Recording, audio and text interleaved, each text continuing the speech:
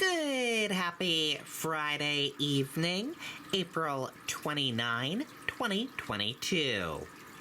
I'm Riley King, and welcome to this Friday evening edition of the Riley King Newscast, right here on the Riley King Network.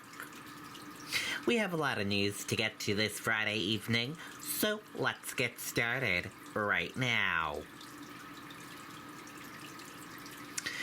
First up, man linked to killings of James Foley, other U.S. hostages, sentenced to life in prison. Alexander Cote had pleaded guilty in case.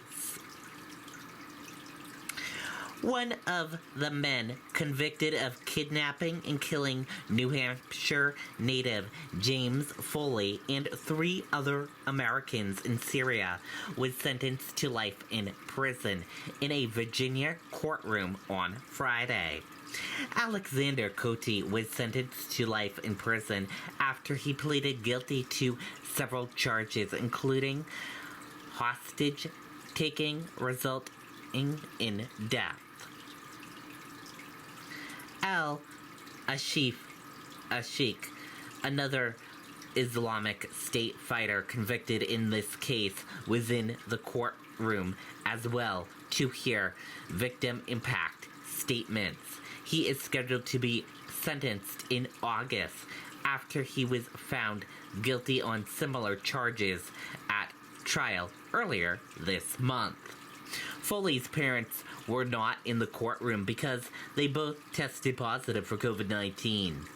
Diane Foley, James' mother, told WMUR that only COVID-19 would prevent them from being in court. James Foley's brother, Michael, and Michael's wife were there on behalf of the family, along with the families of Steve Stoffoff and Peter Kensing and Kylia Muller. The U.S. government agreed not to seek the death penalty in the cases as part of an earlier deal to secure the extraditions of Cote and Ashik from Great Britain. A third Islamic State fighter involved in the conspiracy, Muhammad, who was nicknamed Jihadi John, was killed in a drone strike in 2015.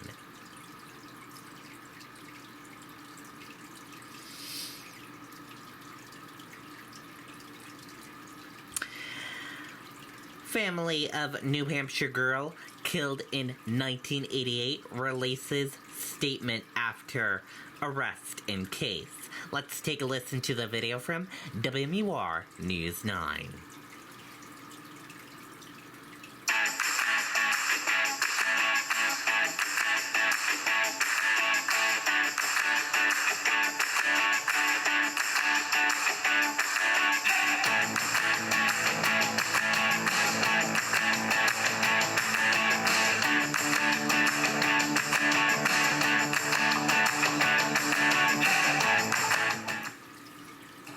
Jen, that statement starts by thanking police who have worked to find justice in that case. And it goes on to say, since her murder, the family has prayed for justice. Now, the 6th grader was with her mom at the LaSalle Club in Lawrence, Massachusetts, when she wandered out to play and was never seen alive again. Tremblay was found stabbed to death and left in the path of a train at a nearby rail yard. Her mom has since died. In that statement, family now say, quote, "My Aunt Janet might not have used the best judgment judgment in allowing Missy to play around the neighborhood of the social club, but that is between her and God. And this comes after a development in the 33-year-old's case. Investigators arrested 74-year-old Marvin McClendon Jr. for the murder.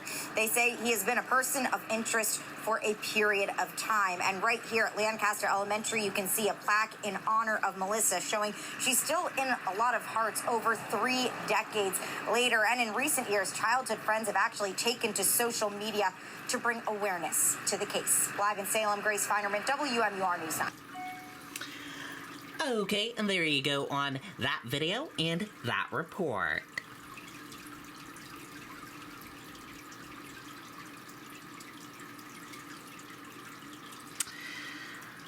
Lethal dose of fentanyl increasingly being hidden in counterfeit pills, officials say.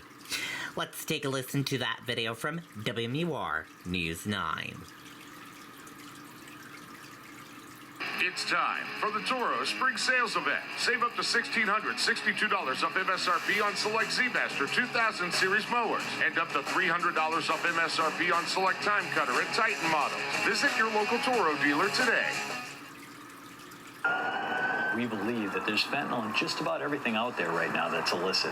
Chris Stawas, Regional Director for American Medical Response Ambulance Service, says his team has responded to an increase in opioid overdose calls within recent months. We'll wake them up with Narcan, and then the response back from them is, I wasn't using an opioid. But what those patients don't know is that they in fact consumed an opioid, most likely fentanyl, a drug similar to morphine but is 50 to 100 times more powerful, hidden in illicit drugs made to look like the real deal. It only takes 2 milligrams to kill the average person. 2 milligrams of fentanyl, that's enough to fit on the tip of a pencil. According to New Hampshire State Police, the number of cases involving counterfeit drugs has skyrocketed from an average of 7 cases during the time period of 2014 to 2017 to more than 100 cases just between 2020 and 2021. It's become such a problem, the U.S. Drug Enforcement Administration has issued a public warning. This is something that's been troubling for DEA across the whole country. And for those of us, particularly in New Hampshire, it's something that we're laser focused on. John Delina, Associate Special Agent in charge of the New England Field Division, says Mexican criminal drug networks are mass-producing fentanyl-laced counterfeit pills made to look identical to prescription pills, such as oxycodone, Adderall, and Xanax. They're then distributed through U.S. criminal networks. The most seasoned law enforcement investigators and the most seasoned DEA agents can't tell the difference. And law enforcement agencies are confiscating fake pills in record numbers. Last year, the DEA seized more than 20 million counterfeit pills, many of them laced with fentanyl. Now, that's more than the previous 2 years combined. And DEA lab testing shows that 4 out of every 10 pills laced with fentanyl contain a potentially lethal dose. The bottom line is money. It's what it comes down to. The more you flood the market, the more customer base you're going to develop. Hudson Police Detective Sergeant Patrick Broderick says pill presses like this can make thousands of pills a day. It's the actual mechanism that actually forms the powder into the shape of the pill. And they're landing in hands of people from all different age groups, but mostly young adults. We're seeing it with them because they believe that they're safe. They believe they're getting a real pill. Whether it be Xanax, Adderall, or Percocet. So what's happening with local law enforcement to try to fix this problem? We are addressing it through, like I said, education, which is huge. The Engage program that DEA has going now is a large part of getting it out there and explaining to the youth and the community, not just youth, why these pills are dangerous. Local law enforcement is also teaming up with their federal partners to conduct sweeps and sting operations. In a 3-month-long investigation, the Rockingham County Sheriff's Office and the DEA arrested 2 Massachusetts men for allegedly trafficking fentanyl and counterfeit oxycodone pills from Massachusetts into New Hampshire. It resulted in the seizure of approximately 9,000 fentanyl pills. I don't think a lot of the community of New Hampshire really realizes that this is as widespread as it is. Tim Callery, News 9 Investigates. Okay, and there you go on that video and that report.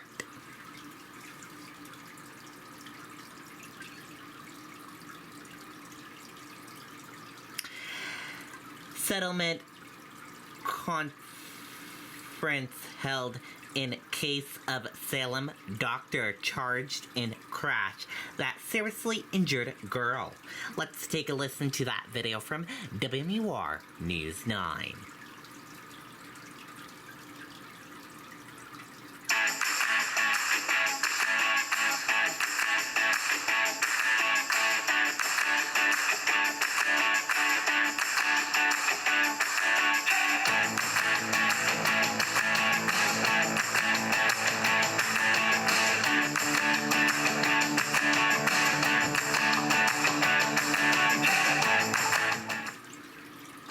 Year-old Scott Dowd dropped off at the Rockingham County Courthouse for a closed-door settlement conference.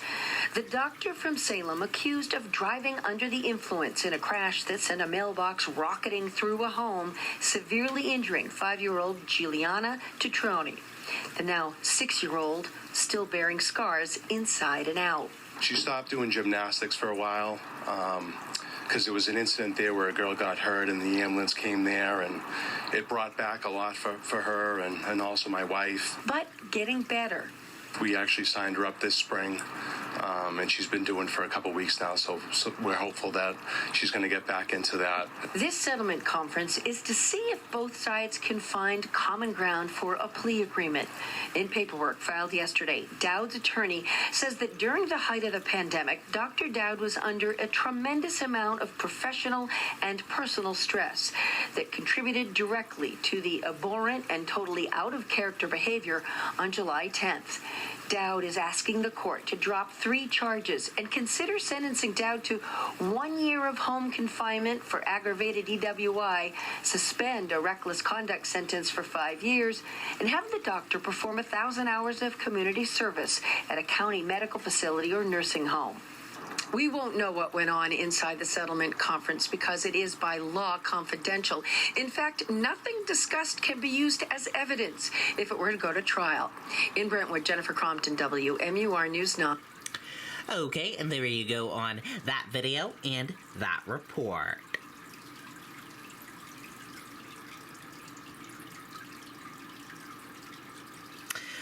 One more person dies of COVID-19 in New Hampshire. Let's take a listen to that video from WMUR News 9. My degree from WGU has been completely instrumental in me being where I'm at in my career. The certifications absolutely came in handy. Knowing that there's not as many women in IT, it just pushes me harder so that I can say, hey, look what women can do. We can do these amazing, wonderful things. Now I am the lead Tableau developer and the Tableau server administrator and the Tableau trainer. So from one course, my entire life changed. Active cases of COVID-19 dropping for the first time since Monday in New Hampshire. Right now, there are just under 2,900 current infections. DHHS is reporting 452 new cases tonight and 1 new death. COVID-positive hospitalizations are down to 95, but there are now 26 people receiving treatment for the virus. Okay, and there you go on that video and that report.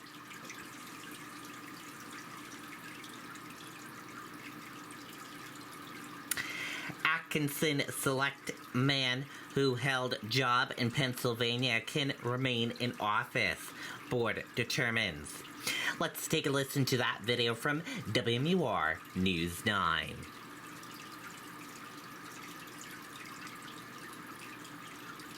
In order to run for selectman, William Baldwin had to file a declaration of candidacy, which includes the statement, "Declare that I am domiciled in the town of."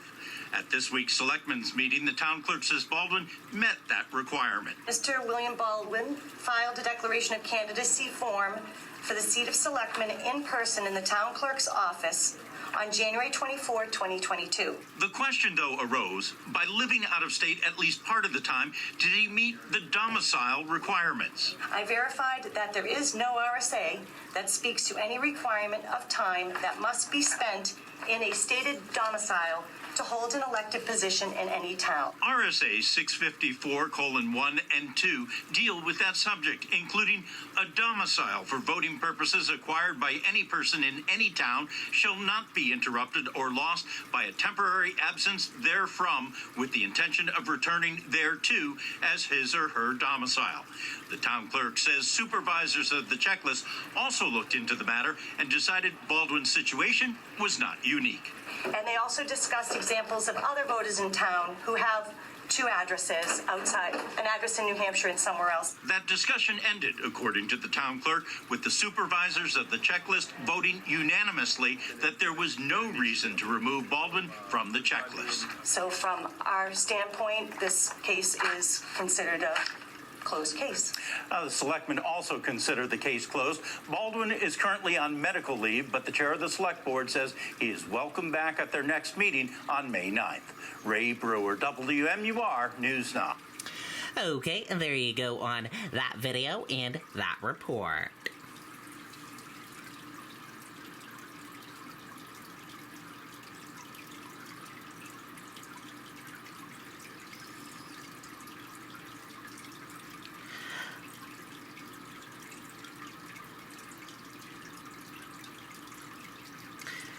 U.S. economy slows, sparking fears of recession. Let's take a listen to that video from ABC News.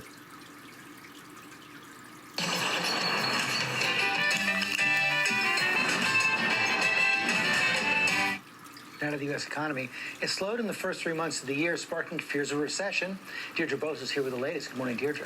Good morning, George. This morning, fears of recession are growing, showing up in the stock market on this last trading day of the month. The S&P 500 down more than 5% in April so far. So the average American 401k retirement account losing around $6,000 this month alone. A new report on the U.S. economy showing the economy shrinking for the first time since the early days of the pandemic. Inflation, supply chain issues, the ongoing war in Ukraine, all hurting the economy. So the nation's output of goods and services, GDP, fell 1.4%. The good news, though, consumer spending, business investment, they remain high, and average Americans have saved a record amount of money in the past 2 years. Okay, and there you go on that video and that report. And that did it for this evening edition of the Riley King Newscast, right here on the Riley King Network. Thank you for tuning in and watching. Have a great evening. Good night, goodbye.